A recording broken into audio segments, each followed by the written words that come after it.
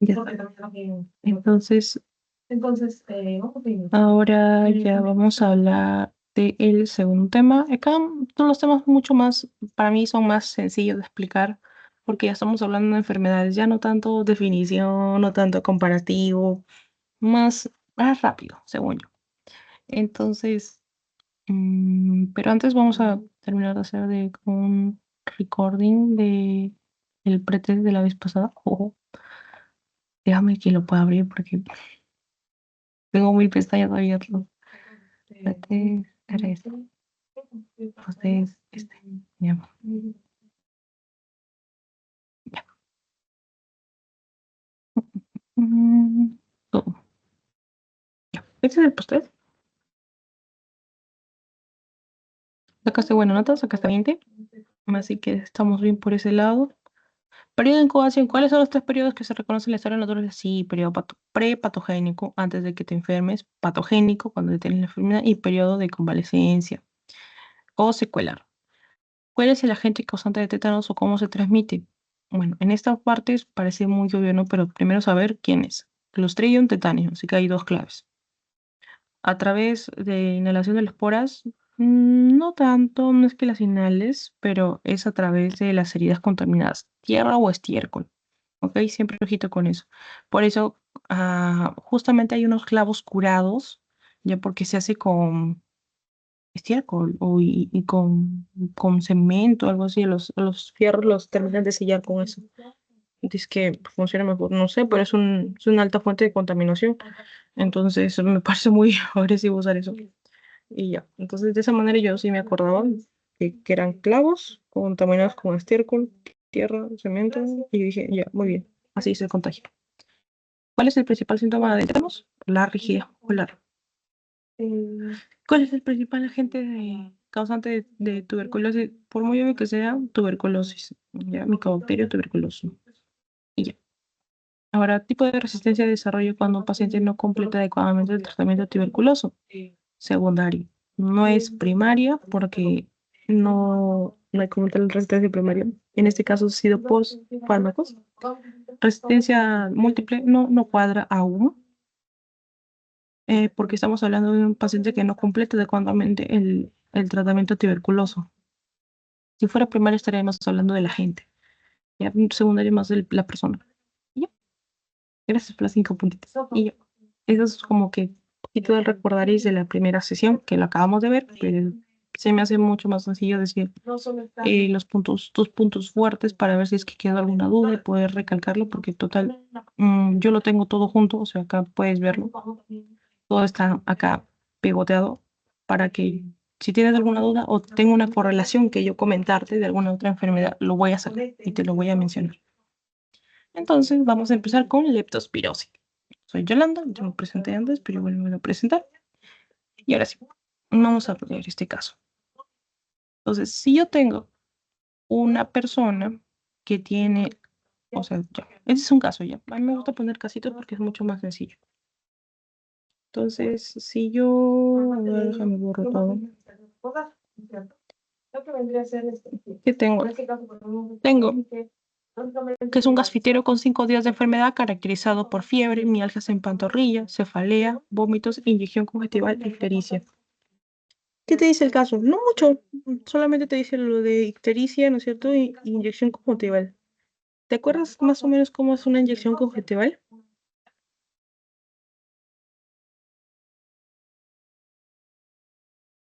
No mucho. Ya, no te preocupes. Es cuando hay una acumulación en esta parte del ojito, justamente acá, no sé si me ves por la cámara, pero acá, y empieza a fluctuar líquido amarillento. Entonces, lo que vamos a tener es que el paciente tiene esta inyección conjuntival. Y hasta a veces se puede poner más rojo de tematoso, así como una bolita. Pero no hablo netamente de una bolita porque no estaría hablando de casos puntuales, pero no. Entonces, ¿qué tengo? Tengo que es un gasfitero. ¿Por qué me dieron su trabajo? Es importante. En este caso de leptospirosis, sí. Porque es importante que me recalquen la fecha.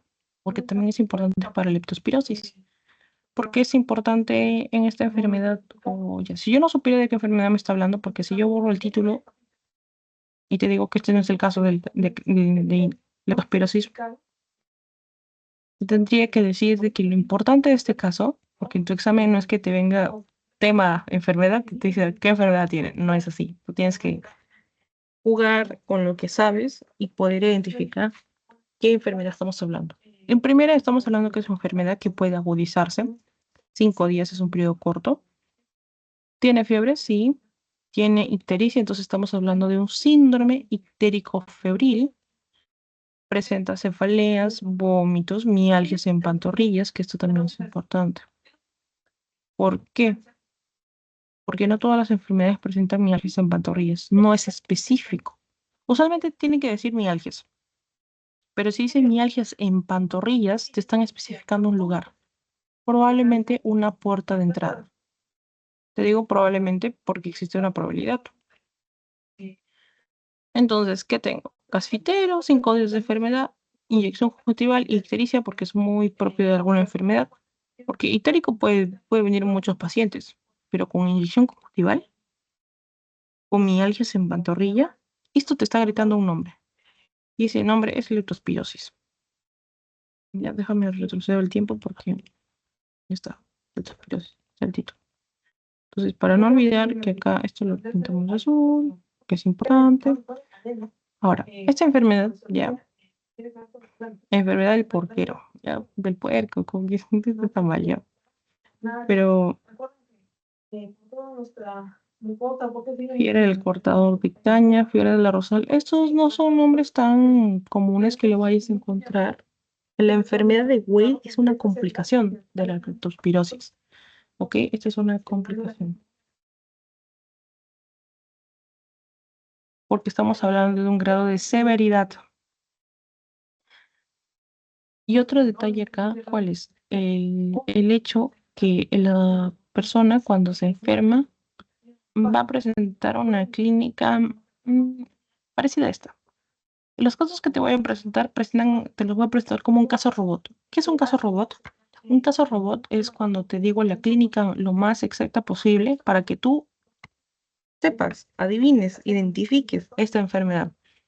Entonces, si yo te digo otra vez, mialgias en pantorrilla, solito no puedes pensar que es leptospirosis, pero mialgias en pantorrilla, con inyección conjuntival e ictericia, puedes pensar en leptospirosis.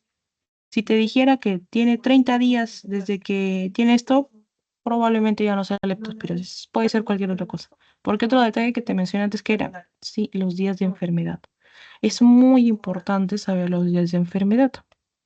Y el factor de riesgo que es su trabajo, gasfitero. Leptospirosis. Ahora sí, vamos a ver quién es. La leptospirosis interrogans es una espiroqueta. Es esta, una espiroqueta. No sé cómo dibujarlo bien, así que yo hice una S y si lo quieres, lo buscamos. Espiroqueta. Leptospirosis. Ustedes preguntan, trabajo con qué tipo de cáncer de esófago como puede ocasionar. Es así. Es una espiroqueta. Y ya saben, la de la carcinoma está. Es como un enrolladito. Es esta. Esto lo vamos a encontrar ¿dónde? En la orina de un ratón. ¿Ok? Nuestro ratito. Entonces, esta leptospira interrogans, como si fuera una interrogante. ¿Ya? Yo le digo una S de espiroqueta. ¿Qué voy a tener? Epidemiología, sí. Acá te voy a hablar de epidemiologías, ¿por qué? Porque sí ha sido pregunta a veces, o el lab o otros exámenes empiezan a hablarte de lugares específicos. Y tú dirás, ¿pero por qué? Porque es más comúnmente que lo tengas en qué zonas. Zonas que tengan probablemente factores de inundación, factores de riesgo para contraer esta enfermedad, lluvia, inundaciones, hacinamiento, no acceso al agua potable y profesiones como gasfitero, agricultor, carnicero veterinario, porque tienes que pensar, ¿dónde habría una rata? Por la alcantarilla, ¿no es cierto? Podría haber, justamente si el gasfitero está arreglando algo por las alcantarillas o cerca de tu lavadero que está abajo, oscuro, donde probablemente se encuentre un ratón, ¿no es cierto? Pero no es el ratón, pero sí su orina. Entonces lo toca, esa agua contaminada, con su piel que de casualidad la solución de continuidad, o sea, su piel está con una herida, por una abrasión, por un corte, ¿qué va a pasar? Va a entrar esa orina contaminada a tu piel y se va a infectar, te vas a infectar tú. Entonces, ¿cuánto tiempo es el periodo de incubación? De 7 a 12 días. Ese es tu PI. ¿Qué es mi PI, Yolanda? PI es tu periodo de incubación. PI. Entonces, yo en mayoría de los casos ya pongo PI de 7 a 12 días. Periodo de incubación. Entonces, ¿cómo entró? Entró por una solución de continuidad, por mi piel, vía de transmisión. ¿Quién fue? ¿El roedor me mordió? No, no me mordió el roedor. Es más, ni he visto el roedor. Entonces, ¿cómo me orina del roedor? Entonces, tú tienes que pensar, ¿qué puede hacer que yo contacte con la arena del roedor? Imagínate que tú estás en, no sé, hasta en tu propia casa, ¿ya? Y se inunda, ¿ya? Entonces, esa agua de la orina del roedor que se junta con el agua que se está inundando, todo el agua se contamina y tú tienes una pequeña heridita porque te arañó tu gato. Entonces, esa inundación que generaste en tu casa, ¿no es cierto? Porque dejaste el agua prendida, lo que fuese, va a generar, es un factor de riesgo, porque estás movilizando esas aguas contaminadas que era un pequeño charquito de orina y ahora está esparcido por todo el lado. Tú no sabes en qué punto está la espiroqueta, pero está ahí. Entonces es un factor de riesgo. Y otro factor de riesgo que es las lluvias, por obvias razones, porque si aumentan las lluvias, aumenta el caudal, aumentan las inundaciones, que pueden movilizar estas aguas contaminadas o este pequeña agua contaminada que vendría siendo la orina de un ratón. Hacinamiento, lo mismo, porque como si tienes muy poco espacio y viven un montón de personas, probablemente el contacto sea mucho mayor, o sea, que haya mucha probabilidad de que también existan roedores. Y si existe un roedor, probablemente exista la harina de roedores. No que es el agua potable, como ya te dije, la limpieza es muy importante. Entonces, aquí lo que vamos a ver es el hecho de que yo voy a estar en contacto con probablemente con orina de roedor. ¿Por qué? Porque no, si no tengo suficiente agua para hacer limpieza diaria o limpiar áreas de mi casa. Entonces, esta deficiencia de agua potable probablemente incentive a que haya una mayor probabilidad de transmisión. ¿Ok? Y como ya hice mención, profesiones. ¿Quiénes? Gasfitero, sí, te lo mencioné. Agricultor, claro, porque en mi chacra también hay ratones. Hay ratitas, obvio. Carnicero, sí, por las carnes, siempre están por ahí para medir y obviamente los veterinarios. ¿Por qué? Porque veterinarios también, ¿por qué? Porque simplemente tus mascotas son más pequeñas, tú tienes un gato, tienes un perro, se meten en lugares donde tú no quepas. Ellos meten su ñata, su naricita, su patita y ahí van a llevar la orina del ratón y cuando ya llegan al veterinario, lo que va a pasar es de que lo van a contaminar. Entonces el veterinario aguanta esto hasta acá, y acá tiene una pequeña heridita, el perrito le hace así con su colita, que está de orina de ratón, y se va a contaminar. Y también las mismas pruebas de los animalitos también pueden ser portadores de esta leptospirosis, que también lo vamos a explicar en el cuadrito de acá. Entonces, ya, hasta aquí, todo esto ya lo dije, todo el campo. Soluciones de continuidad, sí, ya sabemos, van a entrar por abrasiones, por cortes en la piel, o también puede entrar de frente a la mucosa conjuntival. Entonces, ya te comenté, la mucosa es la parte inferior, justamente aquí. Pin. Periodo de incubación de 7 a 12 días. Perfecto. ¿Te acuerdas que te había dicho algo de mialgias? Porque usualmente si tú eres un agricultor, las heridas que mayormente te hagas va a ser a la altura de tu pierna. Entonces, va a ser en miembros inferiores. ¿Qué vas a tener?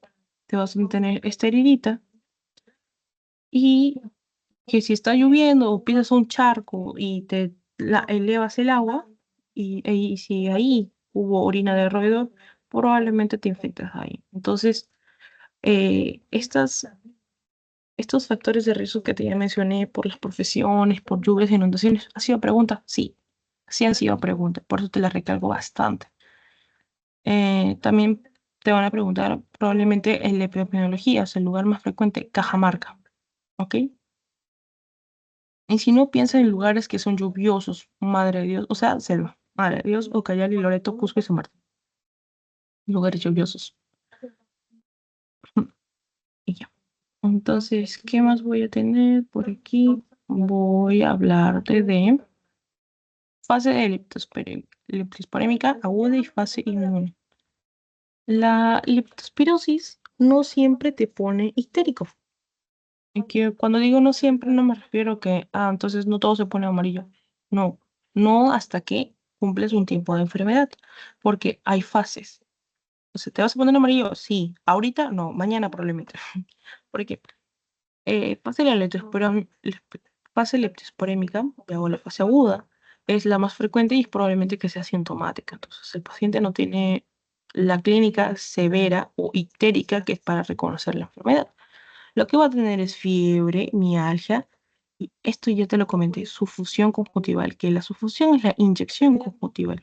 ¿Por qué te lo voy a recalcar tanto? Porque cuando te hablen de que tiene el paciente es una conjuntivitis, que te diga que está histérico, que te diga que tiene fiebre, ¿eso significa leptospirosis?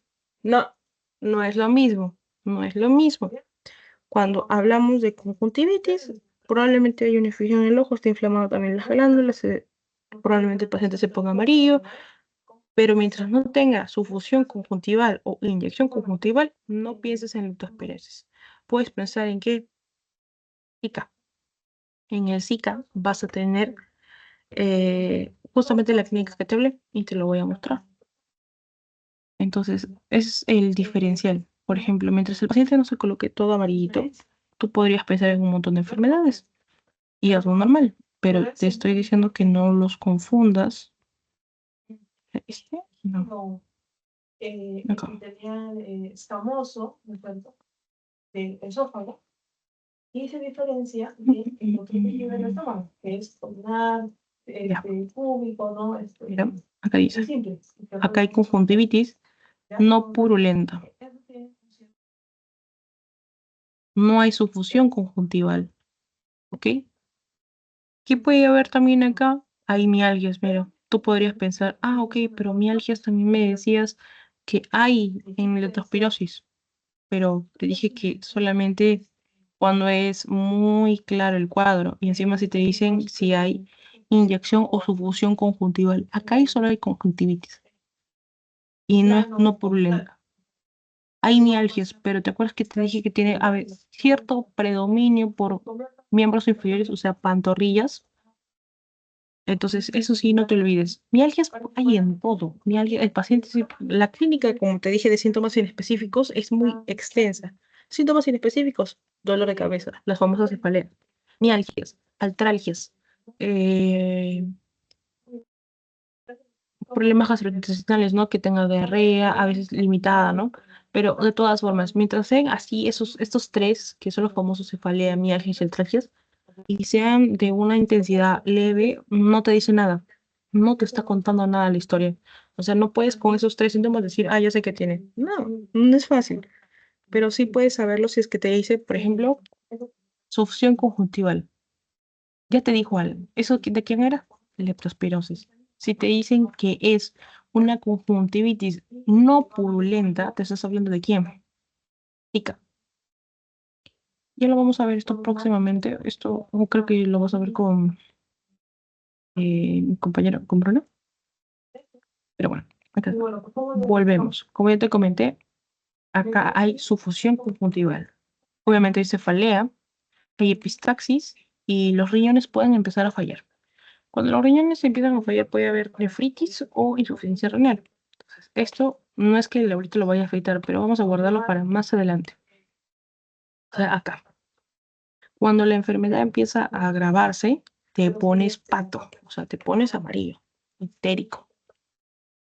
Te vas a poner amarillito, histérico. Va a haber un deterioro de tus riñones porque ya empiezan a dejar de filtrar bien, te empiezan a dañar. Por eso tienes insuficiencia renal que va a progresar a una falla renal, que también puede llevar a una falla hepática. Cuando ya tú estás en esa fase crónica, cuando estás amarillo, más esta clínica, puedes llegar al síndrome de Wells, que es la complicación de esta enfermedad. O sea, es como quien dice la fase crónica, pero una complicación. Porque no todo el mundo va a ser el síndrome de Wells. No, no todos van a llegar acá. Pero, ¿qué consiste el síndrome de Wells? Fiebre, ictericia, falla renal. es sus tres más representativos.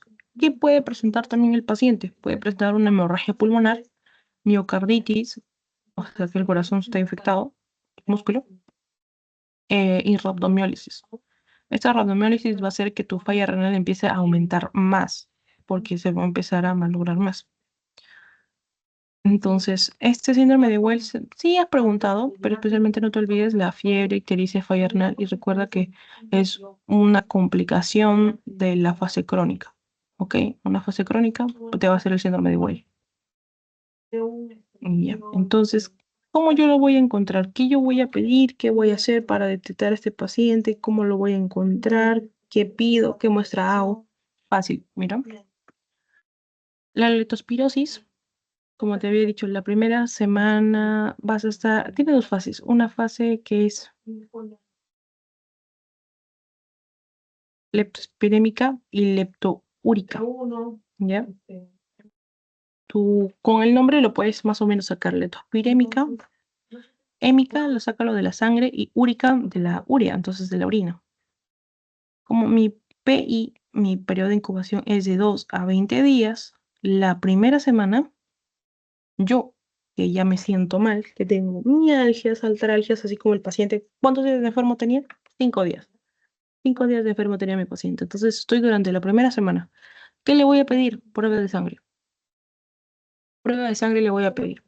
Porque ¿dónde va a estar esta leptospira? ¿Va a estar en dónde? Va a estar acá. Va a estar en la sangre. ¿Por qué no le voy a pedir, no sé, en orina? Porque si tú me dices que mis riñones van a fallar, ahí también va a estar el agente. Sí, pero te acabo de decir, va a estar, no está ahí. La primera semana lo vas a encontrar en la sangre, porque está generando los daños sistémicos hasta que se, por así decirlo, se vuelva más específicos en riñones y hígado. Pero más los riñones, por eso presentas esa insuficiencia renal que luego pasa a ser una falla renal. Por tanto, ¿qué voy a buscar primero? Si mi paciente, como el caso que te presenté, tiene 5 días, ok, está en la primera semana. ¿Dónde lo voy a buscar? Sangre. ¿Qué prueba le voy a pedir? Una prueba en sangre. Ok, durante los primeros 7 días, o sea, una semana. Cuando ya va pasando hasta la segunda semana, como puedes ver en este gráfico, la línea se va desapareciendo. Pip, pip, pip. ¿Qué significa esto? Que es más inespecífico mientras más tiempo pase. Acá la prueba te va a salir positivo si es que el paciente tiene, pero en la segunda semana puede que empiece a variar, porque como puedes ver, la leptospirosis empieza a disminuir en la sangre y lo que va a pasar es que se va a concentrar en la orina. Ahora, si yo decido pedirle un LCR, ¿le puedo pedir durante los primeros, en el segundo día de enfermedad? No, no le voy a pedir LCR porque no me va a salir nada alterado, me va a salir normal o negativo o un falso negativo. Y es peligroso eso porque yo no puedo descartar a mi paciente sabiendo de que esta no es la prueba más específica que le puedo pedir para el tiempo de enfermedad que tiene. ¿Ok? ¿Yo qué le voy a pedir? Sangre, la primera semana. ¿Qué le pido en la segunda? Le pido orina, orina en personas y reservorios. Pero como soy la persona, yo, la persona infectada, yo me voy a pedir orina. ¿Por cuánto tiempo? Lo puedo pedir hasta las 4 semanas, como puedes ver acá en el gráfico. ¿Ok? Las personas a veces también se vuelven reservorios de la enfermedad porque hay que estar vigilando. ¿Ok? Así que pueden pasar meses. Por eso también lo puedes buscar en dónde? En orina. ¿Lo puedo buscar en sangre? No, no va a haber, me va a salir negativo, como si yo nunca hubiera tenido enfermedad. ¿Y eso te dice la verdad? No. ¿Qué te dice la verdad sobre la enfermedad? La orina. Sangre, sangre como tal, ya lo dije, solamente la primera semana y orina a partir de la segunda semana. O sea, pasa el día 7 y dices prueba de orina. Es el día 6 prueba de sangre. Así, muy tajante. ¿Por qué? Porque si te equivocas con esta partecita que es muy obvia, en la pregunta no le vas a atinar. Vas a marcar cualquier otra cosa y no es lo que yo quiero. Yo necesito que entiendas muy bien que la primera semana, sangre. Segunda semana, orina. ¿Qué más voy a pedir ahora? No veis. ¿Qué anticuerpo se va a elevar primero? Se va a elevar primero mi IgM. Piensa algo así. Cuando algo es nuevo, va primero. Como acá la IgM no empieza con N, pero N y M están muy pegaditos, piensa que el IgN es el nuevo, pero es M, ¿verdad? Entonces, IgM es lo primero que se va a elevar. Lo primero. Entonces, si yo tengo un IgM elevado, ok, con respecto a mi anticuerpo para leptospirosis, yo sé que tiene la enfermedad. Cuando ya pasa hacia la segunda semana, porque estamos en este mismo gráfico, la IgG se va a empezar a elevar. Y la IgG también va a medir la cronicidad de la enfermedad. Investigación en laboratorio, ya te lo dije, cultivo en sangre, va la primera semana y la segunda semana le voy a pedir su cultivo en orina. Acá está, cultivo en orina, cultivo en sangre, cultivo en orina. Sangre, orina, justamente en su semana correspondiente. Primera semana sangre, segunda semana orina. La serología puedo pedirlo a partir de la segunda semana, si quieres, para ser más exactos, porque mientras la línea acá te parece como punteada, puede que te salga un falso positivo, ¿ok? No necesariamente va a ser tan exacta.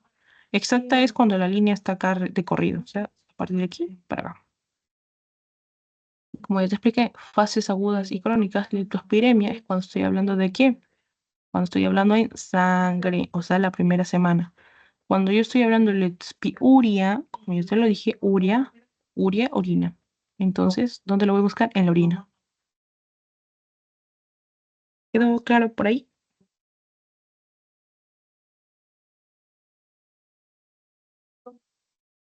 Sí. Ya. Este otro cuadrito es exactamente lo mismo, ¿ya? Es exactamente lo mismo por si prefieres entenderlo más con este cuadrito o con este acá también.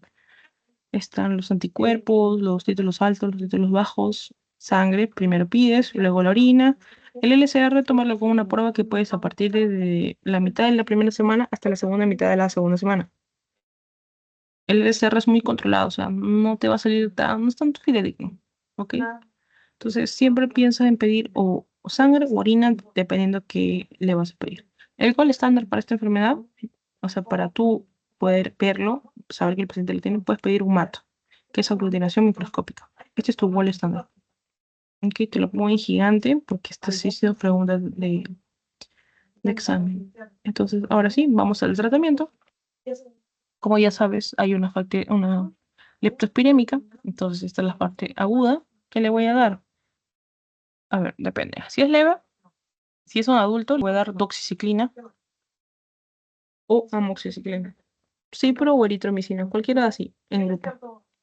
O le doy A, o le doy B, o le doy A, o le doy B. No le vas a dar todo junto, ya, pero le vas a dar uno de cada uno. En embarazadas o niños le vas a dar amoxicilina o eritromicina. En embarazadas, nunca, por favor, nunca le des ciprofloxacino. En embarazadas, las quinolonas están contraindicadas. Y no lo más no en en bajo. Ese es básico, ¿ya? Y las nunca le vas a dar embarazadas. Por tanto, ¿qué le vas a dar? Le puedes dar amoxi, le podrías dar eritro, pero ciprofloxacino no le vas a dar, porque esta que es una quinolona. Por tanto, no le vas a dar ese medicamento. Nos vamos al otro lado. Si yo fuera un moderado a grave, ¿qué le puedo dar? Estoy en mi fase crónica. Le voy a dar penicilina G sódica, que es la BGC. Le puedo dar ampicilina, le puedo dar ceftriaxona o ciprofloxacina, si es un adulto. Pero como te dije, la cipro, que era, es una quinolona, entonces, ¿qué no le voy a dar? ¿A quién no le voy a dar eso? A las embarazadas. Ya a los niños tampoco. No, no porque no puedan, sino porque no es tan adecuado. Es un medicamento un poquito más pesado. Entonces, preferiblemente no hay que saltar líneas de tratamiento. Hay que siempre tratar de dar un medicamento que sea lo más adecuado, que resuelva el cuadro. Y si ya no puede o no resiste el medicamento, o sea, no lucha lo suficiente, entonces voy a escalarlo, voy a irme a otro medicamento. Entonces, ¿qué tenemos? Que los niños embarazados van a tomar ¿qué? Penicilina, G sódica, ampicilina y citrazona. ¿Es lo mismo? Sí, excepto que la cipro. Entonces, si te preguntan, leptospirosis, ya, supongamos que no te acuerdas todo el tratamiento, pero fijo te tienes que acordar que nunca a una embarazada le vas a dar una fluoxacina o una quinolona. Entonces, con eso tú vas a descartar mínimo una o dos claves. Trata de acordarte que le vas a dar, ¿cuál? Una ceftriaxona de tercera, perdón, ceftriaxona, o le vas a dar eritromicina o amoxicilina. Y acuérdate, mientras suene el medicamento más suavecita, como amoxi, eritro, suenan suaves, no suenan agresivos. En cambio, si te digo ceftrofoxacino, ceftriaxona, hablo de algo más severo. Ya parece chiste, ya, pero acá en efecto los tratamientos ya, ahorita vamos los tratamientos, pero se empiezan a complicar ahí más nombres y vas a empezar, no, pero no le daba cetrazona tal o no le daba este a este porque se empieza a complicar. Entonces, trata de encontrarle un chistecito de perro para que tú puedas reconocerlo. Es mucho más sencillo de esa forma. Entonces, eso es casi todo por leptospirosis. Entonces, caso robot, ya sabes. Gasfitero, sí, 5 días. ¿Cuánto era el PI? El PI, ¿cuál era? El PI era de 7, no, de 7 a 12 días. Ok, por acá te dice de 2 a 20. Entonces, tú, según tu teoría, tienes que tratar de moldar. Ok, puedes tomarlo de 2 a 20 o de 7 a 12, pero van en ese rango. No puede ser menor. Ok. Si quieres, yo te recomendaría que lo tomes de 2 a 20. Porque creo que si no me equivoco, es el que más usado en su teoría. Ahora sí, pasamos a otro caso, a otra enfermedad. ¿Quién? Enfermedad de Carrión. Ahora tenemos otro caso. A ver, de este caso, ¿qué es lo que tú me resaltarías más? ¿O en qué pensarías? O sea, no me digas verruga peruana, no me digas enfermedad de Carrión. Dime qué otras enfermedades te cruzan por la cabeza cuando escuchas este caso.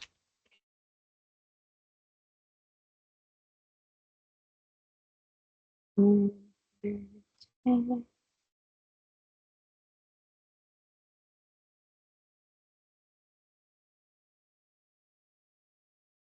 También podría ser una leptospira, pero ya un poco, bueno, ya pasaría más de los 20 días. Exacto, muy bien, ya viste. Y ya con eso eliminaste una clave. Podría ser porque dice mialgias, ¿no es cierto? Dice encima fiebre, tú dices, bueno, más o menos, ¿no? Palidez marcada, ¿cómo se traduce? Podría ser por una hemorragia, por anemia. Exacto, anemia, esa es la traducción. Entonces estoy hablando de un cuadro de una enfermedad que me presenta dolor de cabeza y muscular, articular también, presento fiebre y presento anemia. Tiempo de enfermedad, pasaron, bueno, de incubación, 3 semanas, mi periodo de incubación. ¿En dónde me enfermé? Callejón de Conchucos. ¿Será importante? Puede ser, quién sabe. Mm, ¿Qué otra enfermedad te presenta, no sé, artralgias, mialgias con fiebre? Hasta que puede cruzar con hemorragias, así, sin saber el tiempo de incubación, por ejemplo. Si no me equivoco, la tifoidea también podría ser caso. O idea es más corto.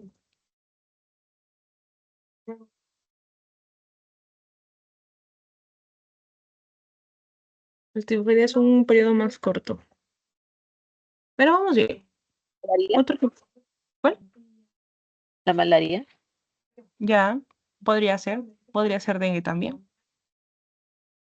Pero como acá tenemos un periodo de incubación, este nos está diciendo algo. Este es el verdadero detalle. Más, si quieres, más, por si no te acuerdas la epidemiología, que también sería bueno que te la acuerdas, ¿no? Y lo que te va a salvar mucho es el periodo de incubación. Entonces, yo acá te lo traduzco. Tipo de incubación, 21 días. Lugar de viaje, Callejón de Conchucos. Síntomas, mialgias, artralgias, fiebre, cefalea, dolor muscular, articular y cabeza.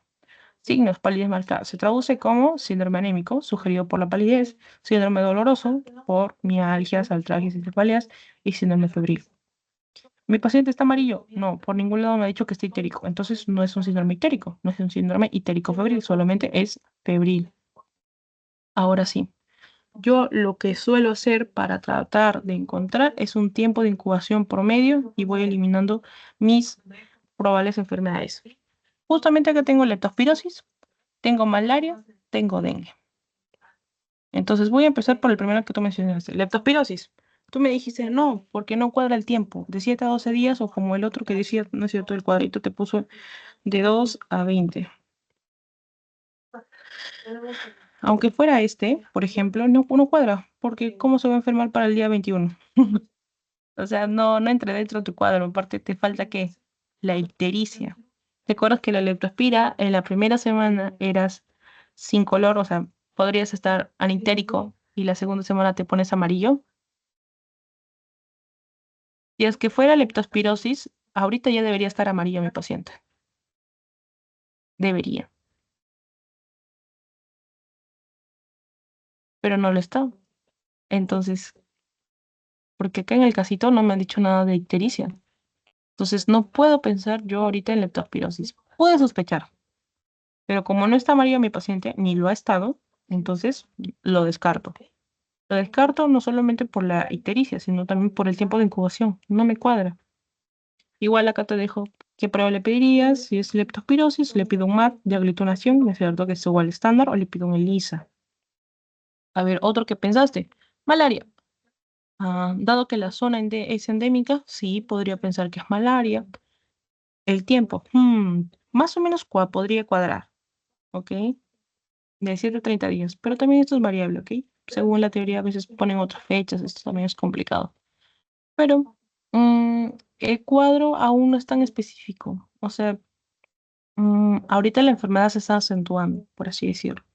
¿Qué puedo pedir yo por si tuviera dudas? Porque a veces en los casos te dicen ya, pide pruebas para todo y dime cuál te sale positivo. Ya, pero no vas a pedir 50 pruebas, no es imposible. Entonces, ¿yo qué puedo pedir? Yo puedo pedir según el lugar, por eso me dijeron el Callejón de Conchucos, según el tiempo y según la clínica que estoy viendo. Con esto que yo te he comparado las clínicas que están siendo las más compatibles. Aquí te estoy haciendo comparación de el tiempo según el que estuvo expuesto o que recién presentó la enfermedad, porque estuvo en un periodo prodrómico, ¿no? De incubación. Entonces, ¿qué prueba le pediría si es que sospechara mucho más de malaria? Una gota gruesa, ¿ok? Fiebre tifoidea, ¿te acuerdas que también lo dijiste? Ya, pero los síntomas sistémicos son más severos, ¿ok? Son la diarrea que va a presentar el paciente, que es muy severa, la fiebre, la sudoración, es muy corto, mira, el tiempo es de 1 a 2 semanas, usualmente es hasta de 3 a 4 días, hasta una semana.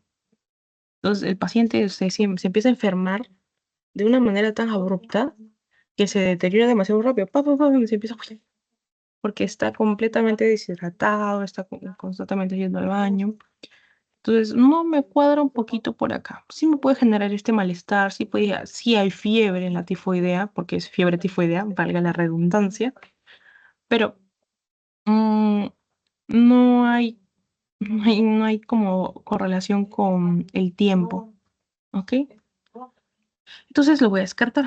Dengue, por ejemplo, dengue si tiene fiebre, dengue si hay mialgia, si el traje si hay cefalea. Anemia en dengue podría haber. Más que anemia podría ser por las hemorragias, porque depende como si fuera un dengue con signos de alarma. Pero también lo que no me va a cuadrar mucho es el tiempo. Mira, el dengue es un periodo corto, de 5 a 7 días, entonces no puedo pensar en dengue, solamente por el tiempo. La chikungunya es similar, entonces tampoco voy a pensar en eso, de 1 a 12 días. Con esto ya descarté 5 enfermedades. Mira, malaria, fiebre, dengue, chikungunya, leptospirosis, no los voy a tomar en consideración, porque en primera, el el tiempo de incubación no es tan correlacionado y el tiempo de la clínica, en el caso de malaria, tampoco tiene una correlación tan severa como para que yo empiece a hacer una comprobación. Otro que te podría preguntar es la brucelosis. Aún no lo hemos visto como tal, pero creo que no sé si te la enseño yo, te la enseño, pero igual, si quieres te hago un reminder de eso.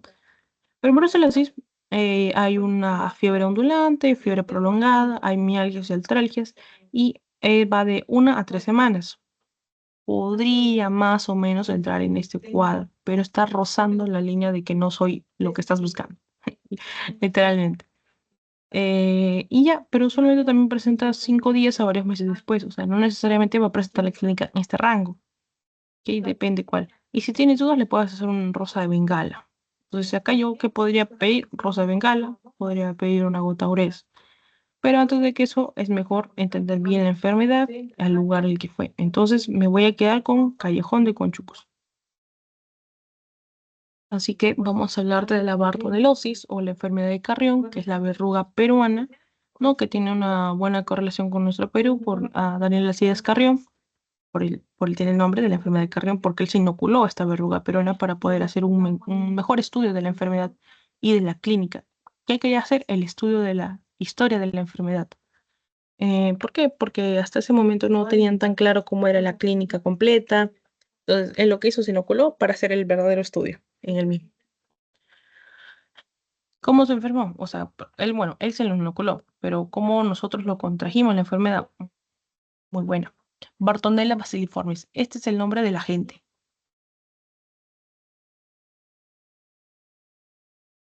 Y ahora, Bartonella bacilliformis es este. Pero ¿cómo este va a ingresar a mi cuerpo? Por una Lutzumia verrucum. O este zancudito, ¿no es cierto? Que es acá. O Lutzumia perunensis, ¿no? Que es la manta blanca o la titira, como le quieras llamar. Tienes que acordarte que no es lo mismo una Lutzumia que el Aedes aegypti, porque si es pregunta y hay gente que le dice, "Ah, bueno, todo zancudo es igual". No, no es igual. Y sobre todo en el Aedes aegypti, quien contagia son las hembras, ¿verdad?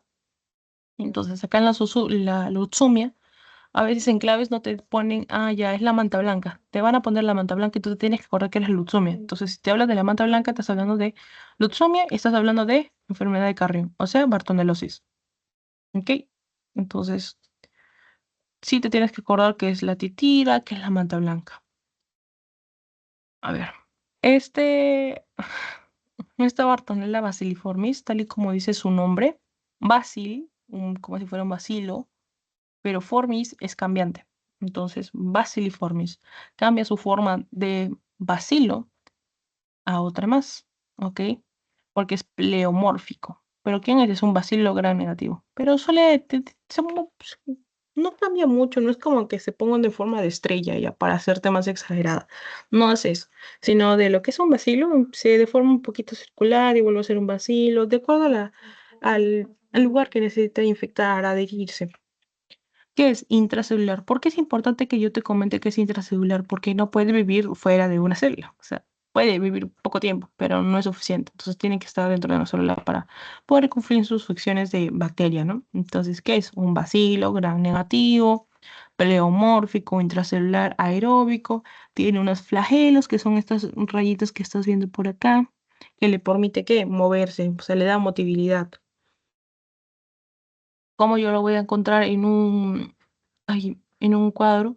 Yo lo voy a ver rojo o lo voy a encontrar con o Gemsa o Wright, que son los dos tintes que podría usar yo para observarlo. Entonces sí es de importancia ese pequeño detallito. ¿En qué? En un medio sólido de sangre. No lo voy a poder hacer un estudio en agar simple porque no va a poder llevar a nada. No lo va a cultivar. En donde sí lo voy a poder observar es un medio sólido de sangre. Trata de pensar así. ¿Cómo veo la Bartonella bacilliformis? Lo veo en un medio sólido de sangre. ¿Cómo lo voy a ver? Si es sangre, es rojo. Listo. Así lo voy a ver. Epidemiología. Ok.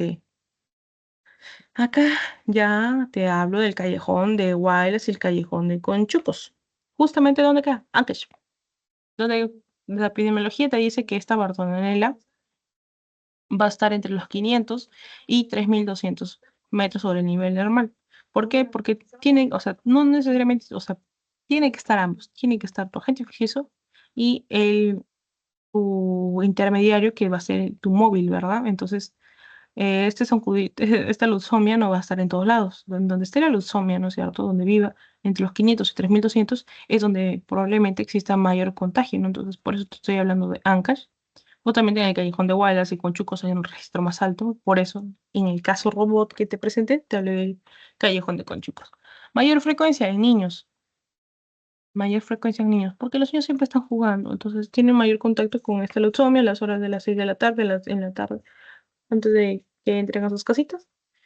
Le pican afuera un montón de sacudos, regresa a su casa a los 10 que se siente mal el niño. Entonces, ahí es donde se contagia. Perdón, donde se infecta. Mayor frecuencia en niños. En el sexo, no. O sea, no importa si eres hombre o mujer, no va a afectar en la probabilidad. Es igual para ambos. ¿Ok? No es una enfermedad de las cuales haya mayor predominancia a un sexo. Entonces, no importa. Embarazadas, la forma grave aumenta el contagio, mayor riesgo de contagio vertical. Y especialmente en el tercer trimestre. Y esto también te lo voy a hablar en maneras de contagio. Y ahora, ¿te acuerdas que te hablé de los flagelos unipolares que te permiten moverte? Vamos a hablar de los factores de virulencia de esta Bartonella. Y tú dirás, pero ¿por qué si ya sé que me voy a infectar? ¿A dónde más? Saber de dónde o cómo lo hace esta gente, ¿no? Porque ha sido pregunta de examen. Por eso se lo tengo que decir. Y aparte porque es bueno. Entonces, ¿qué tengo? Motilidad, claro, porque tengo, ¿qué cosa? Tengo flagelos que tienen flagelina, que me permiten que moverme. Tengo la adesina, que es para que se pueda pegar a mi glóbulo rojo. Este es mi glóbulo rojo y ese es mi pleomórfico que se está moviendo con su colita y todo ¡pum! Va a llegar a mi glóbulo rojo, se va a pegar con la adesina. ¿Y cómo va a ingresar? Si mi glóbulo rojo es bien bonito. No, ¿cómo va a ingresar? No es que haya huecos en mi glóbulo rojo, pero lo que yo puedo hacer es hacer que esto se empiece a hacer como una hendidura, una invaginación. ¿Con qué? Con la deformina, porque voy a deformar la pared del glóbulo rojo. Esa membranita la voy a deformar yo. Entonces, ¿qué más voy a hacer? Si esta membrana del glóbulo rojo ya está deformada, la tengo que romper, lo tengo que volver más frágil. ¿Qué voy a echarle? Hemolicina. Entonces, los factores de virulencia que tiene esta bartonelosis son estos. La deformina, porque vas a deformar ¿qué? Mi membrana del glóbulo rojo. ¿Cómo vas a penetrarlo? Vas a tirarle hemolicina, como quien causa hemólisis, ¿ya? Para que sea mucho más fácil de entender. No es que vayas a romper todo mi glóbulo rojo en dos, tú necesitas estar adentro. Pero ¿cómo ingresas? Le haces un huequito, como un queso cheddar, ¿ya? Le vas a hacer como un queso cheddar. Vas a aumentar la fragilidad del glóbulo rojo hasta que genere hemólisis, jeje, ¿ya? Entonces, tú vas a tener esto. ¿Ves cómo mi glóbulo rojo está con hueco? Como cheddar, como queso. ¿Dónde has visto un glóbulo rojo así? Ninguno. Mira, ¿qué es esto? Hueco, hueco, hueco. Y acá está mi pleomórfico moviéndose como bueno. Entonces, ¿qué voy a tener yo? Estos son mis factores de virulencia. Hemolicina, deformina, adesina y flagelina. ¿Me los tengo que acordar? Sí. ¿Es pregunta de examen? Sí. Y Yolanda, ¿para qué es la proteína IA y la IA y B? Ah, esto es para el lado crónico. Te va a indicar, o sea, mientras más alta carga de proteínas de estas dos tengas, mayores va a ser el número de verrugas que tú presentes. ¿Ok? Esto tiene más relación con respecto a las verrugas. El resto tiene mayor relación para que tú te infectes, no solamente te infectes, qué tan virulento es la enfermedad dentro de ti. O sea, grado de complicaciones y grado de enfermedad. Entonces, ¿qué sigue? Ah, ya. No te lo dije, o creo que sí, creo que no, creo que no. Pero eso es una enfermedad bifásica. Bifásica, dos fases de la enfermedad. Entonces, ¿qué voy a tener yo? Voy a tener una fase aguda, que es la fiebre del Oroya, donde hay una clínica muy aguda, muy fuerte. Valga la redundancia, es un periodo muy agudo. Y esto es justamente lo que nos pasó a nosotros acá en Perú, la fiebre del Oroya, que luego se convirtió en la verruga peruana. Peruana. Perdón, es mi dislexia a veces. Ya, entonces, ¿qué tenemos luego? La fase crónica, donde se hacen las verrugas. Entonces, ya te dije que proteína está relacionada con la cantidad de verrugas que presentas, la IIA y luego la IAIAB. ¿Ya? Esto es una triada. Reservorio, el hombre. ¿Ok? Agente, Bartonella basiliformis. Mi reservorio no va a ser mi sacudito, por si acaso, eres nada más mi intermediario. Y ya. Ambiente, sí, zonas endémicas y hay nuevas zonas, porque mientras hay cambio climático, esta zona de que te había comentado, ¿no? Que vive arriba de los 500 hasta los 3200, ¿no está? Ahí está, 3200, puede cambiar, así como el dengue también ha cambiado, su zona endémica antes era más tipo selva y un poco sierra, ahora está en Lima, porque ahora ya tenemos a la gente acá, tenemos a Aedes aegypti acá en Lima. Y ya. Entonces, mecanismo de transmisión, fácil, te pica la leucemia y yo dono un órgano, dono sangre o yo le contagio de manera vertical a mi hijo en el embarazo. ¿Y ahora por qué? Porque tú dirás, pero ¿por qué un hígado? ¿Por qué la sangre? Si a mí me picó, porque tú vienes a ser un reservorio de la enfermedad. Entonces, tus órganos, digamos que están contaminados. Ya no es que ya quedas limpicito, no, sino es que supongamos Taddy, que te pica la enfermedad y acá tiene un periodo agudo a crónico, hay un periodo que está silente la enfermedad. Como no seas clínica, ya que te lo voy a mostrar un poquito acá, este periodo intercalar. Este periodo intercalar, tú no puedes, digamos, claro, como no tienes sintomatología, tú puedes donar, ¿no? De accidente, tú dices, no, ya no tengo clínica, ya no estoy mal, punto que ya nunca fuiste al médico, entonces no vas a ir al médico, no te atiendes, nunca recibes tratamiento, entonces sigues enfermo, pero no empeoras el cuadro, por así decirlo. ¿Y qué va a suceder? Que vas a tener la enfermedad, pero no haces la clínica, por tanto tú piensas que estás sano, entonces, no sé, decides donar órgano, decides donar sangre, y ahí es donde en esta sangre y en los órganos, porque cuando tú donas un órgano, usualmente tratan de limpiar lo más que pueden la sangre que no quede de el huésped donador, sino, pero igual siempre queda un residuo. Por eso siempre al paciente que recibe la donación le dan inmunosupresores para que no reaccionen primero ante el órgano nuevo y si hubo alguna contaminación con otra sangre. Y ya.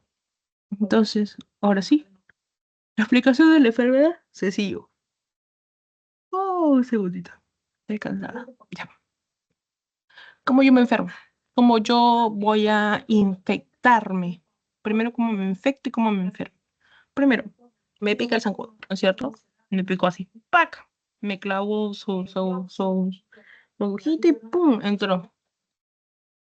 ¿Qué va a pasar? Va a entrar directamente a mi sangre. Entonces, esta entrada en la sangre, cuando hay una infección en la sangre, se llama bacteremia. Cuando ya ingresó a mi sangre como tal, esta bacteremia que va a generar, ¿qué va a buscar? ¿Se acuerdas que yo te dije que este pleomórfico, mi Bartonella, va a buscar a mi glóbulo rojo? Lo va a encontrar. ¿Cómo se va a pegar? Con la adhesina. ¿Cómo va a entrar? Por la deformina, porque va a deformar ¿qué? Mi glóbulo rojo. ¿Cómo lo va a penetrar? ¿Cómo lo va a entrar? Así al final, con la hemolicina. Y una vez que ya entró, porque tú miras acá que ha entrado, estuvo afuera y ahora entró, se va a replicar, porque es que intracelular facultad, no, aeróbico. Ya es facultativo también, pero es intracelular.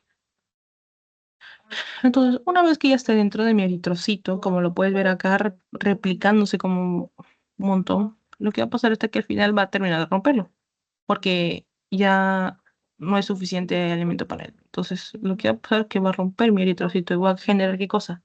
Hemólisis. Cuando ya rompes mi eritrocito y lo conviertes en pedazos de eritrocito, porque lo destruyó, ¿tuviste cómo quedaste ese eritrocito que parecía queso cheddar? Entonces, esta hemólisis que va a generar en el paciente lo vas a ver anímico, vas a verlo pálido. Esta reacción que va a tener el paciente, ¿no? Es una interacción. Y ya. Entonces, ¿qué vas a tener? Anemia hemolítica resultante. Y ya está. Este es el fin de todo. Entonces, el paciente, ¿cómo va a estar con una anemia hemolítica resultante? Que eso se traduce que se ve pálido. Entonces, ahora sí te voy a hablar de los periodos. Incubación, 21 días. Y acá, ¿por qué te pongo de 10 a 210 días? Porque justamente hay un periodo intercalar. Este periodo intercalar y el periodo de la fase crónica puede ser muy tardado. Pero aún así, nosotros lo estamos contabilizando todo. Pero el periodo de incubación es diferente, 21 días. No te olvides, 21, 21, 21. ¿Cómo inicia? ¿Te acuerdas que te dije que el de inicio es anemizante? Porque ¿qué tenía mi paciente? Anemia, anemia hemolítica resultante. Entonces, ¿qué voy a ver? Anemia. Fase anemizante. Durante 2 a 4 semanas, no te olvides. ¿Ok? Durante 2 a 4 semanas. Yolanda, ¿por qué pusiste en la segunda semana complicaciones con infecciones? Detallito. Pequeño, pequeño, pequeño detalle muy importante es que mientras tú estés con esta fase anémica, también vas a cursar en la segunda semana con una depresión del sistema inmunitario. Esta depresión del sistema inmunitario es como si tú estuvieras con, por así decirlo, con un VIH. Pero yo no me he contagiado de VIH. No, no, no. Te dije que así funciona como un símil, porque deprime tanto tu CD4, tu sistema inmune está por el piso durante esta segunda semana que te puedes enfermar de todo. Te puedes enfermar de TBC, de toxoplasmosis, como si tú fueras un VIH que está con complicaciones con un CD4 menor a 100. Entonces es muy severo que en la segunda semana, por eso es muy agudo, muy abrupto, muy problemático esta fase. Esta fase anemizante, que es la fase aguda, y la fiebre de Loroya, es un inicio brusco. Los síntomas suelen ser inespecíficos, pero sí se frecuenta mucho la fiebre, ¿no? Porque dice bien claro, fiebre, Loroya, valga la redundancia y fiebre. Hay anemia marcada por la hemólisis, hay una depresión transitoria de la inmunidad celular, te lo pongo en gigantísimo, porque sí ha sido pregunta. Ya acompañada por septicemia, la mortalidad sin tratamiento es muy alta, de 40 a 85%. ¿Ha sido preguntado? Sí ha sido preguntado. Entonces sí tienes que recordarte este pequeño detalle, pero es muy importante, es relevante. Justamente en dónde? En la segunda semana. ¿Cuánto dura la fase inmunizante? De 2 a 4 semanas. En la segunda es la más complicada. ¿Por qué? Porque te puedes complicar con todo. Te puede dar TBC, te puede dar toxoplasmosis, te puede dar aspergilosis, te puede dar todo. Así que no es de obviar esa parte. Ay, no, me estoy un poco más mal ahora esta semana. No, no, no, no. Hay que ver qué tienes. Hay que seguir la enfermedad.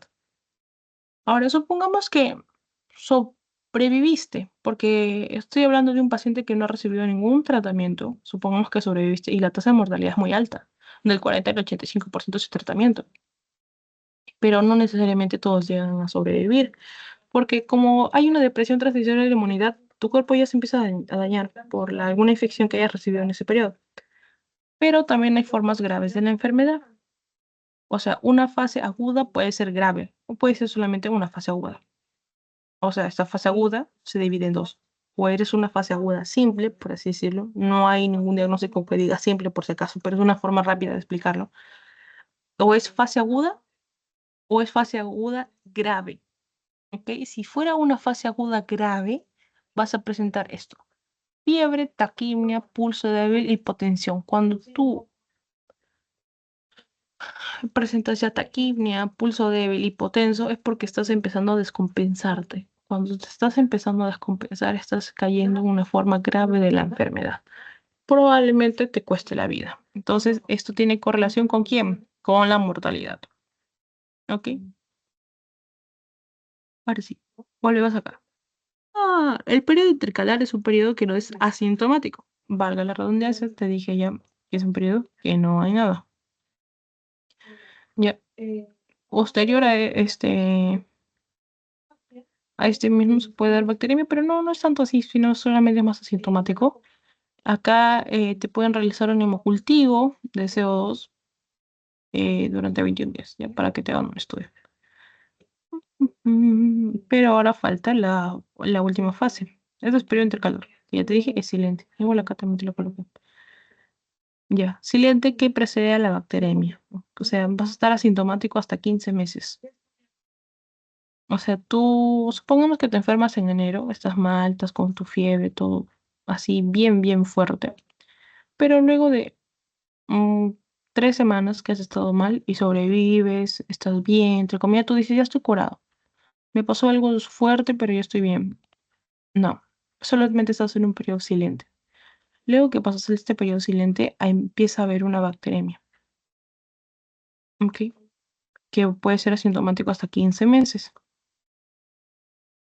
Entonces, estos 15 meses que puede ser asintomático, se va a presentar luego en la fase eruptiva o crónica, o ya la que conocemos como la verruga peruana, que puede presentarse de 2 meses hasta 2 años posterior, ¿ok? Desde la infección.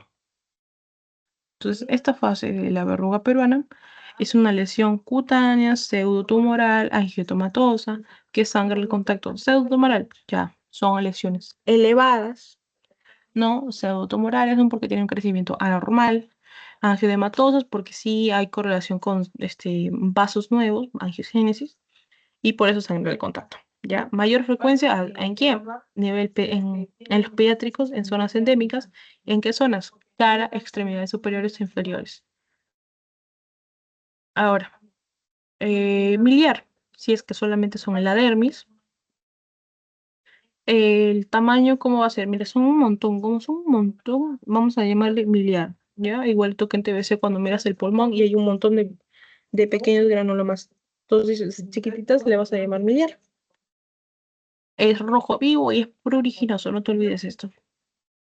¿Qué tamaño? Menor a 3 milímetros. Si fuera mayor a 5 milímetros y es molar, porque son grandes, ya no son muchos, ahora son muy poquitos. Veo uno, veo dos, veo tres. Ah, estos como que no sé si son rezagos, no se ve bien en la imagen. Pero yo claramente veo acá uno, dos y tres. ¿Ya? Entonces yo veo tres. Son grandes, mayores a 5 milímetros. ¿Qué voy a hacer? Ya, los voy a clasificar. Mayor a 5 son molar y son grandes. Si fueran nodulares, ya, estos también son en la dermis por si acaso. Si fueran nodular son subdérmicos. Entonces, te lo comento ahorita porque también ha sido como... Uy, un segundito.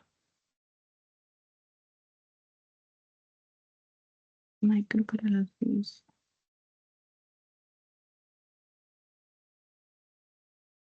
Mm, ya, vale, eso, ya, me asusté. Ya, nodular subdérmico y ya. Entonces, ¿hasta aquí tienes alguna duda?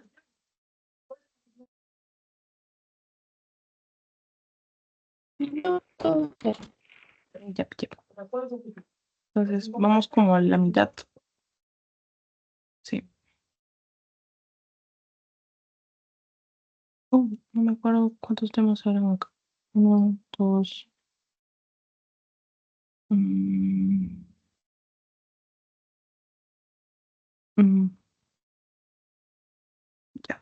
Este tema 2 semanas nada más. Ya. A ver. Ahora pasamos al diagnóstico. Depende, así igualito que como en el anterior que ya vimos de la leptospirosis, por ejemplo, ¿te acuerdas de que según la fase es lo que yo, dónde voy a pedir? Acá es mucho más probable que tú pidas lo mismo. Depende de qué vas a pedir. Ya, hemocultivo es lo que es mucho más sensible. A los sensibles son frotis y hemocultivo, ¿ok? Pero como puedes ver, fase aguda y fase eruptiva, el hemocultivo te sale muy bueno para ambos. Entonces, ¿tú qué es mejor que pidas? Un hemocultivo. ¿Puedes pedir frotis? Sí, porque ¿qué vas a buscar? Ah, vas a presencia aguda en sangre. En la fase eruptiva, tú puedes hacer cultivos en biopsia, ¿sí o no? Porque tú estás viendo aquí justamente la lesión angioedematosa, tumoral, ¿no es cierto? Ahí solo puedes biopsiar. Pero ¿cómo vas a biopsiarle en una fase aguda? Te va a salir negativo. Por eso, parece muy obvio, pero no te lo olvides. Porque es preguntita muy sencilla de resolver, así que no la puedes no atinar a esa. ¿Qué le vas a pedir en una fase eruptiva? Un cultivo de biopsia, un hemocultivo y un estudio histopatológico, obviamente, porque la biopsia va a pasar a patología. Entonces, no puedes no pedirle una histopatología, un cultivo de biopsia. Entonces, vamos a ponerlo así ya. Fase eruptiva son estos. Ah, ya. Y otra prueba que siempre va a ser bueno que pidas, un PCR. En este caso, los PCR son muy buenos porque son más específicos. En dengue, así, y en otras enfermedades, va a depender mucho el periodo porque, valga la redundancia, no necesariamente el PCR te va a indicar con mucha fidelidad si es positivo, depende del día de la infección, de la enfermedad. ¿Por qué? Porque en dengue pasa de que la prueba de PCR recién se duele como positiva, como tercer, 5 días, quinto día. Entonces, no, tercer, cuarto día por ahí. Entonces, antes de eso no le puedes pedir esa prueba porque te va a salir negativo, te puede salir un falso negativo. Y no es que no tenga la persona la enfermedad, sino es que la prueba no es la más exacta. Entonces, como ya te había comentado, hay que pedir la prueba lo más exacta posible, que sabemos que son sensibles al periodo que estamos buscando. Entonces, si yo estoy buscando la fase aguda de la enfermedad, yo le voy a pedir un hemocultivo o le voy a pedir un frotis. Pero si yo le voy a pedir una fase eruptiva, mejor le pido un hemocultivo. Si quiero, le puedo pedir una biopsia, obviamente, porque puedo biopsiar la lesión que va a pasar a patología. Y le puedo pedir un PCR. Y como puedes ver, en los asintomáticos, el único que te sale con dos flechitas de positivo, o sea que es sensible, es el PCR. Entonces, ¿yo qué tengo que hacer? Mira, la prueba más exacta acá es que tú pidas un PCR. Te lo está gritando. Entonces, ¿qué vas a pedir acá? Vas a pedir un PCR. O pedir otra cosa así, como yo te acabo de mostrar en ese cuadrito, tú puedes pedir otro lo que tú necesites. Pero es mucho más exacto que tú pidas un PCR. Si le hago una biopsia, perfecto, porque estás en una fase eruptiva, no estoy suponiendo que estás viendo la lesión en el paciente. Si te dicen, paciente presenta lesión mayor a 5 milímetros en cara, cerca del surco nasogeniano, ¿qué pruebas desea realizarse? ¿Puedo pedirle una biopsia? Claro, porque estoy viendo la lesión. ¿Histopatología? Claro. ¿Voy a pedirle un frotis? No. ¿Puedo pedirle un PCR? Claro, ¿por qué no? Porque ya acá te estoy mostrando en el cuadrito las mejores pruebas que tú puedes pedir, según las fases que estén. Asintomático ya sabemos que es la fase intercalar. Fase aguda, la fase más peligrosa de la enfermedad, y la fase crónica, ¿no? Que es la eruptiva. Entonces, vamos, siguiente. Tratamiento. Una vez que ya sé que mi paciente efectivamente tiene la enfermedad de Carrión, ¿qué le voy a dar? Antes diré, ¿qué medicamento no le podía dar a las embarazadas? ¿De acuerdo? Las quinolonas. Eso, listo, soy feliz. Ya. Entonces, otra vez vamos a dar. Vamos a ver acá. Ahora te voy a enseñar qué otro medicamento no deberíamos darles a las embarazadas. Y me imagino que tu doctor o doctora lo mencionó, pero si no lo mencionó, te lo voy a decir yo. A ver. En la fiebre loroya, o sea, en la fase aguda de la enfermedad, tengo esos medicamentos. Le puedo dar cipro, le puedo dar clorafenicol, le puedo dar ceftriaxona o amoxicilina más ácido clavulánico. Fase aguda. A ver. Mm, A ver, en la fase aguda, la ciprofloxacino, acá te dice, su uso se ha demostrado menos complicaciones y reducción de mortalidad. Ya, perfecto. Aquí ya te dije el que las quinolonas trata de no usarlas embarazadas, porque no es bueno. Clorafenicol. La recurrencia ha sido descrito que recibieron este medicamento, o sea, que vuelven a enfermarse, ¿ok? O no terminan de curarse. No solo eso, este medicamento se dejó de usar porque genera aplasia medular. Tú dirás, pero ¿qué es aplasia medular? Ya.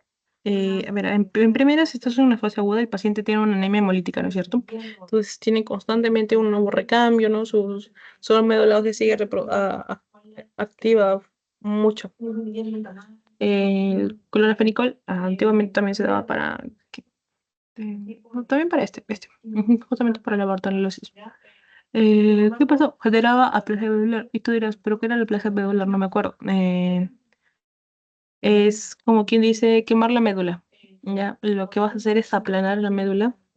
No estoy usando el mejor término, pero es para que sea mucho más sencillo de entender, en el cual es como generarle una deficiencia en la producción para los futuros recambios en esta médula ósea.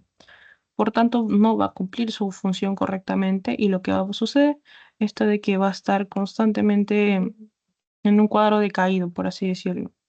Y le puedes generar, o sea, esta plasia medular pertenece a los cuadros de los linfomas, de las leucemias. Es muy común ver en las leucemias esta famosa aplasia medular. Entonces, un medicamento te podría causar como esta complicación de la aplasia medular. O sea, en vez de ayudar a tu paciente a que se mejore, podrías empeorar el cuadro. Y aparte te indica que no tiene, aumenta la recurrencia de la enfermedad, o sea, no termina de curar bien. Por tanto, no deberíamos dar clorafenicol. ¿Es clave de examen? A veces, sí, a veces es clave de examen. Por eso también te lo tienes que recordar. Ah. Mm, ¿Qué otro medicamento puedo dar? ¿Puedo dar ceftriaxona? Sí. ¿Y para qué voy a dar ceftriaxona? Porque acá dice que la mezcla con ceftriaxona más ciprofloxacino me va a ayudar para los casos graves o persistentes. Ok, entonces sí es bueno. Amoxicilina más ácido clavulánico, ¿para qué lo voy a usar? Ah, para mis famosas embarazadas. Siempre pensando en ellas. ¿Ok? Ahora, ya supongamos que ya pasé la fase aguda, ahora estoy en la fase crónica, ¿no? Con mis verruguitas, todo. Entonces, ¿qué voy a dar? Acitromicina.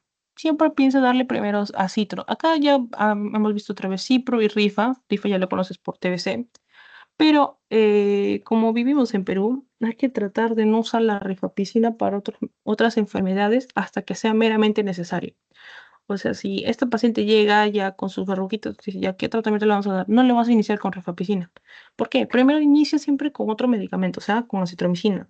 Digamos que la línea va así, acitro y luego va rifa. Si no funciona el acitro, metes la rifa. No des primero rifa y luego acitro. ¿Por qué? Porque vas a quemar la rifampicina. En Perú, como somos un país con alta incidencia en TBC, no podemos quemar medicamentos que ya son propiamente dichos de TBC, porque si no, ¿qué me voy a causar si soy resistente a la rifampicina? Una TBC resistente. ¿Ok? Ya puede ser una poliresistencia o puede que yo haciendo un XDR, lo que fuese, pero ya estoy generando resistencias, que eso complica mi tratamiento. Entonces, ¿qué voy a dar en este caso de una verruga peruana, no una fase complicada, una fase crónica? Acitromicina. ¿De cuánto? De 500 gramos al día durante 7 días. Aquí, mira, en esta enfermedad sí probablemente te pregunten hasta la dosis. Entonces, ¿cómo te vas a acordar toda esta cantidad de dosis? Porque son muy distintas, no hay una forma tan sencilla de recordártelo, pero puedes aprenderte por números, 7 o 14, una de dos, escoge cuál número quieres usar. Pero a Citro le vas a dar 5 por 7 y a todo le agrega 0, 0, 0.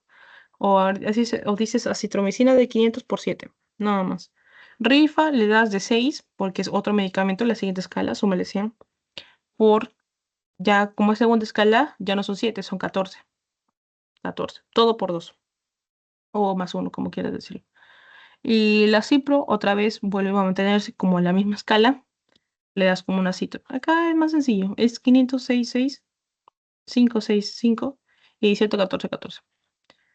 Como tú decidas aprendértelo, no hay ningún problema. Pero igual sí trata de memorizarte al menos la verruga peruana, porque si es pregunta. La citro, ¿para qué lo voy a usar? Para embarazadas, todas las edades. Es muy bueno este medicamento. Entonces, si te dicen paciente, mujer embarazada o niño de 7 años que presenta verruga peruana, porque como ya te había comentado, es mayor en niños pediátricos, ¿no es cierto? ¿Dónde se presentaba? En cara, miembro superior e inferior. Entonces, ¿qué yo voy a tener que hacer? Eh, Voy a tener que darle acitromicina. Es seguro para embarazadas, ¿no? Y es seguro para todas las edades, entonces incluyendo a los pediátricos. Eh, ya. La rifampicina, acá te lo aclara, sí ha reportado fracasos al tratamiento.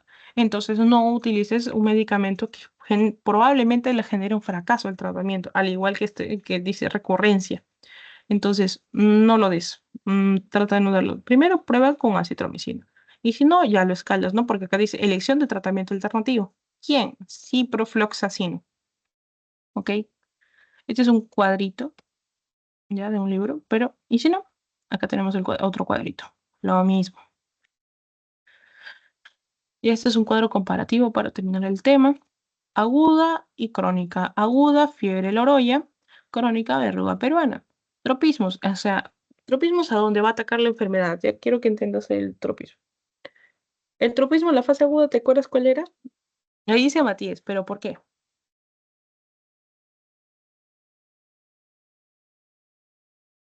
porque o se va a hacer una deformación, una mezquinación en los glóbulos rojos. Ujú.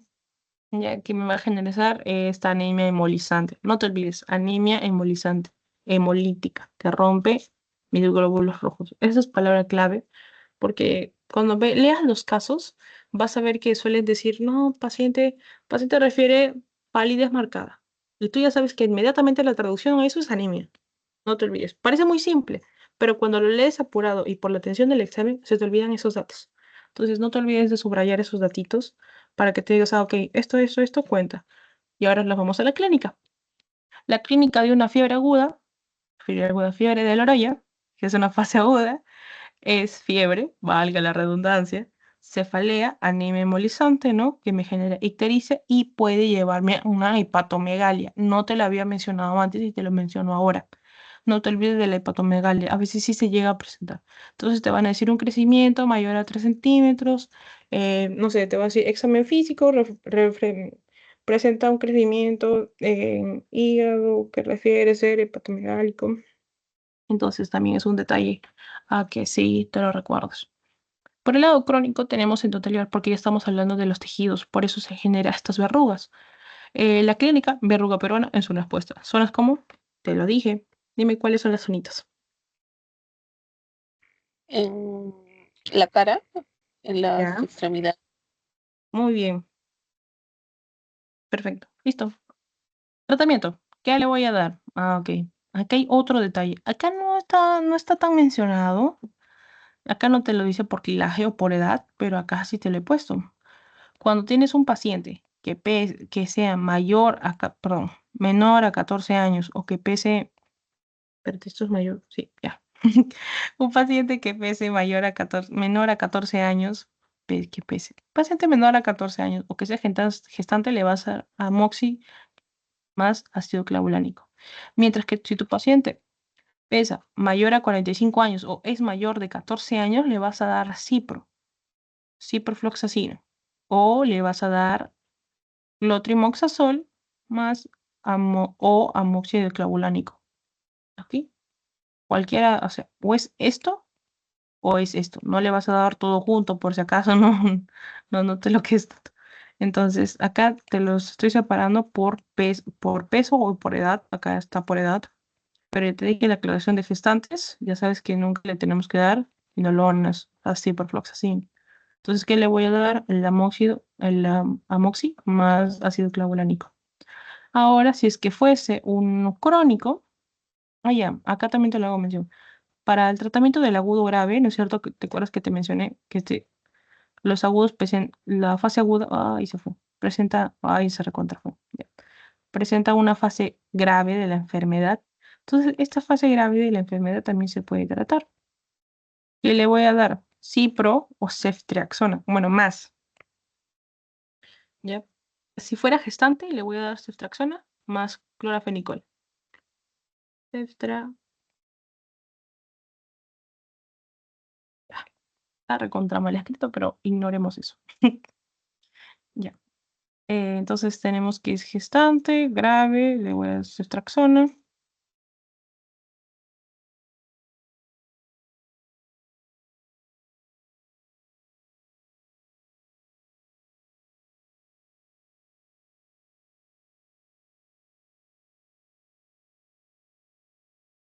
Más clorafenicol. Sí, ya. Ya. Ahora sí, pasamos otra vez a la crónica, que es la verruga perona. ¿Y qué le voy a dar? Le voy a dar acitro, ya te dije 500 por 7 días. O que, bueno, este es el más importante, ¿no? Porque este le podía dar a niños y embarazadas, no hay ningún problema. Este es tu mejor opción. Y si no, le das rifampicina de 600 por 14 días a 21 días. Trata de manejarlo por múltiplos de 7, ¿ok? Mira, acá dice 7, 14, 21. Entonces, si no te acuerdas, trata de escribirlo ahí al costadito en tu examen para que te acuerdes. Acitro de 5, rifa de 6 y vas multiplicando por 7. 7, 14, 21. El otro que podías dar, ¿te acuerdas? Era el ciprofloxacino, pero también era de 14 días de 500 miligramos, igual que el acitro. O sea, este es su copia, solamente que multiplicado. Ya, así es más o menos la bartonelosis. Esto es lo mismo, solamente que lo puse mucho más pegado. Jeje. Y esto, si no me equivoco, ya es de la última semana. ¿Me confirmas? Creo que esto recién lo vas a ver esta semana. Sí, recién lo voy a ver esta semana. Ya, entonces, antes de acabar esto ya solamente para que vayas más tranquila esta semana. Este es el cuadrito del que te hablo, del que lo vas a ver en tu examen y este lo preguntan hasta el cansancio. Eh, Esto ya te lo voy a enseñar el martes, creo que habíamos quedado, sí, martes, ¿no? No, ¿qué día quedamos? El martes. Ay, ay, ay, martes, ya, ya. Entonces, pero como un pequeño adelanto, este es un cuadrito con relación a al CD4, cuando cada vez que baja, vas a ver cómo decae. Arriba de 100.000 debería ser lo normal, ¿ok? Pero en estas personas no es lo que ellos van a atender. Acá aparecen ya las medidas 400 menos 300 menos 200. Mi paciente, por ejemplo, que llegó con 8 de CD4, 8, súper, eso es una nada. ¿Qué te va a defender un CD4 de 8 contra cualquier bacteria, agente infeccioso, lo que fuese? No puede luchar un CD4 de 8. Es muy lógico. El cuerpo, ¿cómo va a luchar con 8 células, por así decirlo? O sea, no puede. Entonces mi paciente realmente estaba muy complicado, estaba muy comprometido su salud. Y con esos pacientes hay que hacer un seguimiento mucho más severo, hay que tratar de que tomen los medicamentos, porque, mira, los que vamos a ver justamente son estos: neumocistosis, criptococosis, toxoplasmosis. Todos los que son menores a 200. Menores a 200 ya empiezan la cosa brava, porque son cuadros que van a empeorar su enfermedad. O sea, como de Kaposi está menor a 400. Infecciones bacterianas como herpes zóster y micosis menor a 500, leucoplasma virosa, tuberculosis menor a 300 y linfomas, porque si hay linfomas asociados, hay una lista que vas a poder ver que hay como de A, B, C, D, de todos los que se están presentando por aquí. Y ya, esto ya lo vamos a ver la siguiente semana, así que no te preocupes. Pero ya, para ver un recordaris, de acá VIH, también lo vamos, no lo voy a ver contigo, pero Eh, no te olvides, ya esto es como para que te acuerdes un poquito, las áreas de tratamiento ya, porque los tratamientos que damos nosotros son enfocados en el ciclo del VIH, ya, porque tengo que dar justamente en donde me interese a chocar con el VIH. Entonces, por ejemplo, los que se suelen dar más justamente es aquí en la transcripción inversa, en, acá en el ensamblaje, en la gemación también, por las proteasas en transcripción inversa, también te lo dije, y la integración. Justamente son estos tres puntos que mayormente los fármacos son los que van a intentar interactuar mucho más. ¿Ok? A ver, acá tengo un cuadrito, creo. Ya.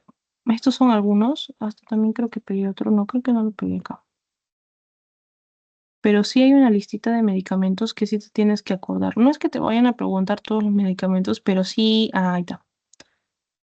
Acá están los que te dije ay, para estadiar la enfermedad, según el CD4 que pueden presentar, y los más relevantes, ¿no? Neumonía, neumocitis carini, que son hongo, toxoplasmosis, aspergilosis, criptococosis, también te puede dar candidiasis, ¿no? Especialmente esofágica, que también está relacionada a VIH y a conductas sexuales, citomegalovirus, de acá otro. El linfoma de Burkitt, que por patología, no sé si te acuerdas, pero se observa como un cielo estrellado. Candidiasis, otra vez, tuberculosis extrapulmonar, porque igual te lo había mencionado, cuando eres un VIH, probablemente no sea solamente pulmonar, sino sea extra, o sea, sistema nervioso central, pues digestivo o cutáneo. Hay encefalopatía o demencia por VIH. Hay septicemia recurrente por salmonela. También está asociado a cáncer cervicoinvasivo, tuberculosis de cualquier tipo, como ya te había mencionado, y neumonías recurrentes, ¿no? Y ya está. Y acá están los medicamentos. Estos son los medicamentos que usualmente se van a dar para el VIH. Hay unos que son inhibidores de la transcriptasa inversa, que son análogos, otros son los no análogos. Hay inhibidores de la proteasa, hay inhibidores de función y los integras. Entonces, usualmente vas a dar tenofovir, lamivudina y dolutegravir. Ajá, está bien. Pero hay alternativos. Igual acá están todos sus nombrecitos, están puestos. Mira, los más conocidos son abacavir, Lamivudina, tenofovir, emtricitabina, no. Abacavir sí. Lamivudina sí. Tenofovir sí. Sidobudina también. Efavirenz, acá es Coporro. Acá en Perú damos mucho efavirenz. Eh, Nevirapamina, no he escuchado. Etravirina. Luego, acá, ritonavir, darunavir, efurtivida. Acá está, dolutegravir. Ya. No te olvides que siempre tienes que dar una mezcla de tres, ¿ok? Tres. Tres de estos. Ya sea que escojas transcriptasa inversa, con análogos o sin análogos o no análogos, proteasa e integrasa. Ya.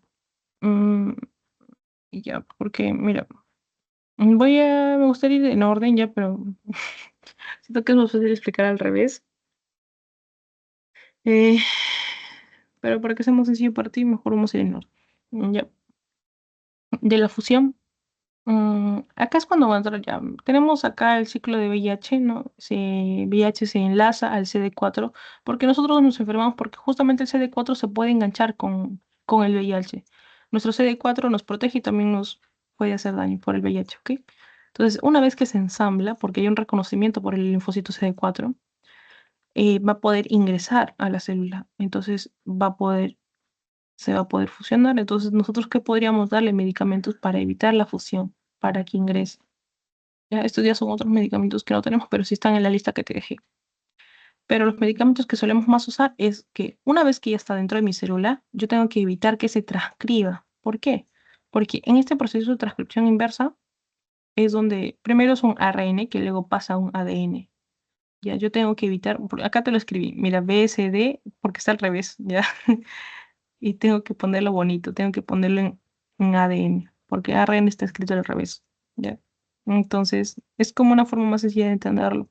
Yo tengo que evitar que haga su transcriptasa inversa. ¿Con qué? Puede ser con los análogos o los no análogos que justamente te había comentado.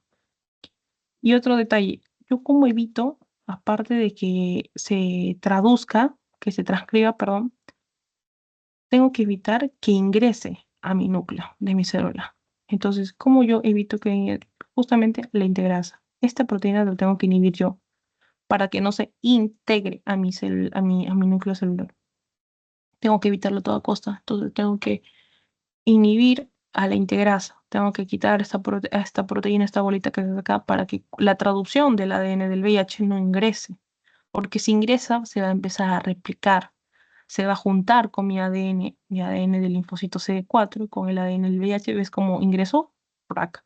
Si ingresa, va a empezar a replicarse ahora el ADN del VIH. Ya no mi linfocito CD4, sino mi ADN del VIH. Por eso los exámenes siempre van a medir la carga viral, o sea, la cantidad de carga de ADN VIH que está dentro de tus células, y van a medir el CD4. ¿Cuántas células CD4 tienes aún? Esas son las dos que siempre te lo dan en el examen, ¿no? Porque te va a decir, paciente presenta un CD4 de 50 y una carga viral de 100.000. Entonces tiene una carga viral elevadísima de VIH y un CD4 muy bajito. Entonces, si el paciente está tomando tratamiento, quiere decir que el tratamiento no está funcionando bien. O que hay una enfermedad que, aparte, que no está permitiendo que funcione bien. O no está tomando su tratamiento correctamente. ¿Ya? Entonces, y esto es por la parte de la integración. Ahora hablamos de la multiplicación porque se empieza a replicar. Ves cómo se empieza a reproducir su ADN. No se utiliza la palabra reproducir, pero se empieza a replicar el ADN del VIH dentro del linfocito. Esto es lo que ya va a causar que intente salir porque se va a volver a formar, ¿no es cierto? Se está replicando. Entonces, ¿cómo yo voy a causar esta, por así decirlo, eh, digamos que no es infectivo mientras no exista la proteasa? Cuando la proteasa lo toca, es lo que le da el poder de pasar de inmaduro a maduro, este, esta proteína. Entonces, cuando ya pasa de inmaduro a maduro, se convierte infeccioso. O sea, si yo le doy harta proteasa a mi paciente, solamente va a tener VIH, como quien dice, infuncional, porque no es infeccioso, porque estás eliminando el factor importante, que es que no madure esta proteína. Entonces yo tengo qué cosa, inhibir la proteasa. De esa manera yo voy a controlar qué cosa, que no sea infeccioso. Acá te lo está diciendo la imagen también. Creando el virus maduro, infeccioso. Cuando es maduro, es infeccioso. Si es inmaduro, no infecta. Entonces, ¿a mí qué me conviene? Aumentar inhibir la proteasa, inhibir la integrasa para que no entre y inhibir la transcriptasa inversa. Estoy bloqueando tres caminos para que no, de los que hay, ya no sean infectivos, porque algunos se me habrá escapado, para que no pueda ingresar al núcleo de mi célula, para que no se replique y para que no pueda ingresar netamente, o no se pueda transcribir. Pero igual el VIH también tiene bastantes formas de evadir estos ciclos, lamentablemente. Pi, pi, pi, pi. Entonces no es que no podamos. Esto también ha sido pregunta por si acaso, las envolturas, la reina, la cápside, las, las espículas. Acá te lo dejo en imagencita para que se lo puedas leer. Y esto ya, si quieres, te puedo explicar un poquito más en otro momento. Estos son los cuadritos para estadiar el VIH, que esto sí tiene relación, sí estudia, repásalo, está en tu teoría. ¿Para qué? Porque eso va a estar relacionado a este cuadrito de acá, de enfermedades oportunistas, según el tiempo de enfermedad. Y ya te mencioné los tratamientos que podrías darle a tu paciente. Lo más común que le des es tenofovir, lamivudina y dolutegravir. Ya sabes, siempre tres medicamentos. Tres, tres, tres. Y ya, todo bien, todo claro. Cansado. Y un poco cansado. Pero sí, todo bien. Ya está bien. Ahorita te voy a enviar el post-test de esta segunda sesión. Mm, ya, este es.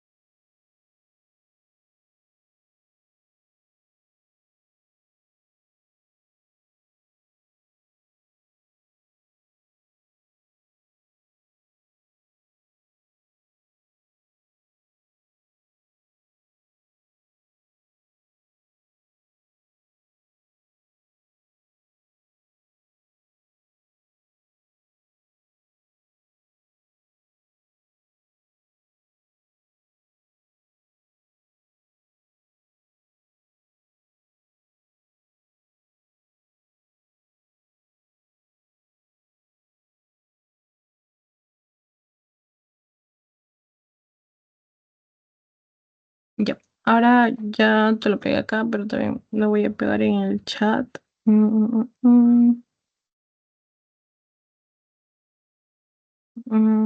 Segundito y perdí tu chat. Pues, ya está.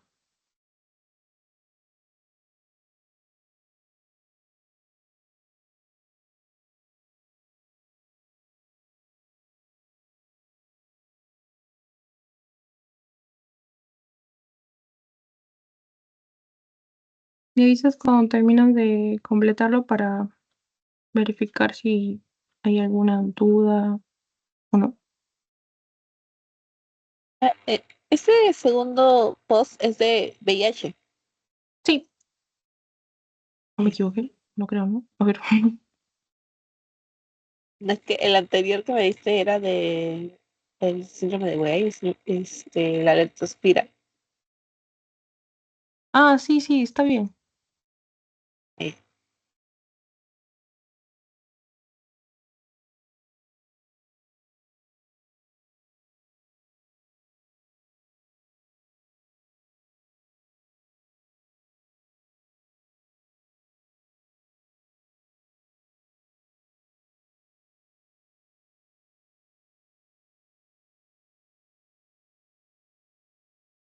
Ay, no.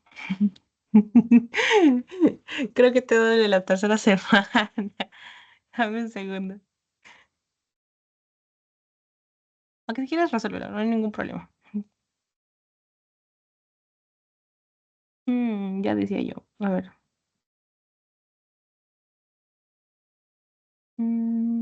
Qué raro.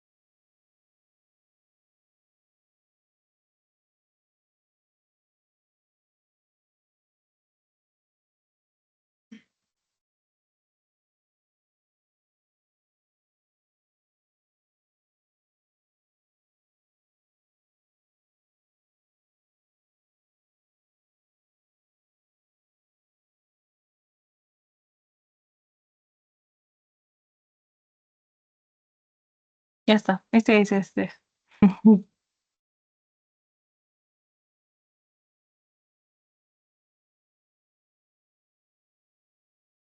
Ya envié el corregido. Dice, no era. Ah, qué raro.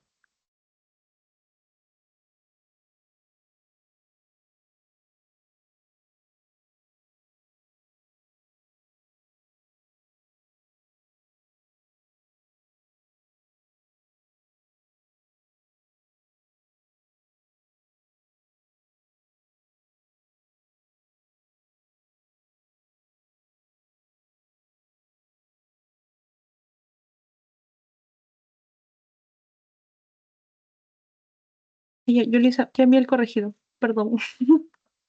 No sé si me escuchaste hace Sí, sí. unos minutos. Ay, ay, ya. No hay problema, este pasito igual, pues, o sea, el que te envíe de error, pues, error mío, pues, así que no te preocupes. Igual le sirve para repasar. Y voy a cambiar las preguntas, no te preocupes, para la siguiente sesión del martes.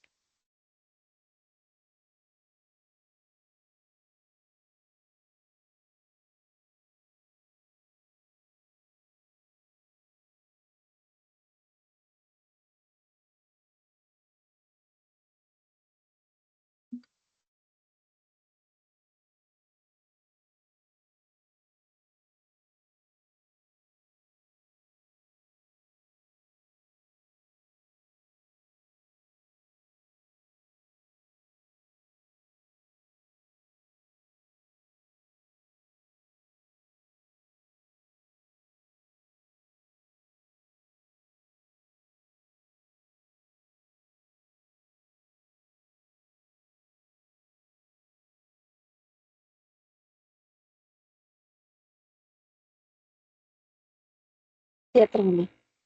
Ya. A ver un ratito. Mm,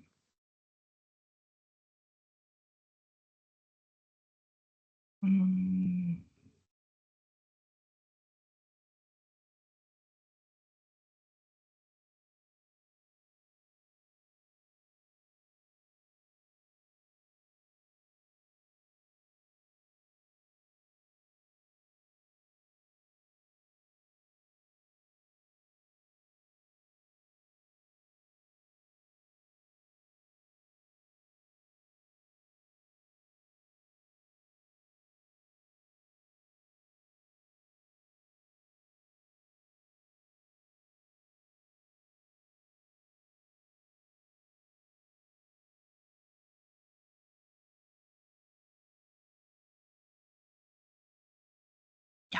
Te voy a compartir mi pantalla para que mires. Ya. ¿Cómo se denomina la fase crónica de la enfermedad de Carrión? Ya lo vimos. Verruga peruana, ¿no es cierto? Ese sí, correctamente contestado. Perfecto. Chagoma, no. El chagoma pertenece al Chagas y esta es una complicación. No es necesariamente una complicación, pero es una de las fases. Esplenomegalia tropical no es enfermedad de Weil, no es el otro nombre. Este es de leptospirosis, por si acaso. ¿Cuál es el vector responsable de transmisión de la enfermedad de Carrión? Lutzumia berracum. Anófeles no, triatoma no. El triatoma es de la enfermedad de Chagas, Aedes aegypti para dengue, zika, fiebre amarilla, chikungunya. No, fiebre amarilla sí, ¿ya? Pero Aedes aegypti es fiebre amarilla, dengue, zika. El Lutzumia berracum es para la enfermedad de Carrión, así que también está bien contestado. ¿Cuál del siguiente grupo de riesgo tiene mayor probabilidad de contraer leptospirosis? Trabajadores de oficinas, NEL, agricultores, sí, porque pueden estar en contacto. Niños de edad escolar, no tanto. Conductores del camino, tampoco tanto. Pero el mayor es agricultores, otros que también tenemos que recordar son los gasfiteros, los que venden carnes, carniceros y también los veterinarios. ¿Cuál es el método más común para diagnosticar la leptospira en etapas tempranas, los primeros 4 días o hasta los primeros 5, los primeros 7? Es un hemocultivo. PCR no, hemocultivo. Aquí, hemo. ¿O por qué pensaste que era el PCR?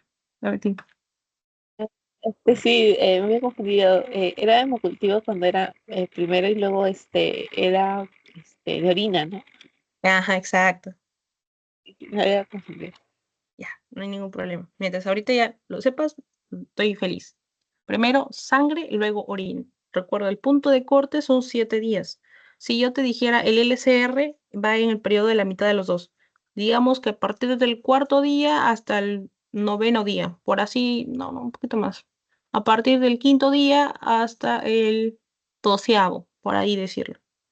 ¿Ya? Pero el LCR no es tan exacto, porque es mejor usar pruebas más exactas como sangre, los primeros 7, y a partir del día 7 al 14 le pido orina. Hasta en futuro le puedo pedir orina. Y ya. Mi radiografía no tiene nada que ver. Serología no es lo más exacto buscar aislar a la gente en este caso. Ya. Entonces, ¿cuál es el siguiente síntoma característico del síndrome de Wells? La ictericia. Perfecto. ¿Cuáles eran los otros? Ya. Falla renal, fiebre, ictericia. Ujú. Y ya está. Eso sería todo, porque ya, justamente ya. Si quieres ver, acá está. LSR, primero la sangre, luego es la orina, que te puede durar hasta tu casi cuarta semana para que le hagas estudios. LSR solamente va un pequeño lapso entre la primera y segunda semana, pero no es muy específico, o sea, sí lo es porque te marca la línea. Pero, como ya te dije, para no estar calculando el día, qué día va a ser positivo sí o sí, entonces mejor le pides sangre y si no le pides orina, una de dos. Gol estándar para leptospirosis, no te olvides, es el MAT. MAT, no te confundas. Me parece que habrás pensado en PCR porque PCR está en la enfermedad de Carrión, que te dije que era la más exacta, la más bonita para pedir. Mira, acá está PCR. Buena para la fase intercalar, buena para la fase aguda, buena para la fase eruptiva, que vendría siendo la verruga peruana. No te confundas, el que debes pedir acá en enfermedad de Carrión es el PCR porque te sale positivo para cualquiera de estas tres. ¿Qué otro podrías pedir? Ya te había comentado, eruptiva, le vas a pedir que biopsia o histopatología, porque estás buscando las verrugas, los vas a sacar de ahí mismo. De la fase aguda lo puedes buscar en sangre, así que puedes hacer un hemocultivo. Pero sobre todo, si es que tienes dudas, pídele cualquier cosa, PCR. Y ya está, ahí lo vas a sacar. Ujú. Y ya está.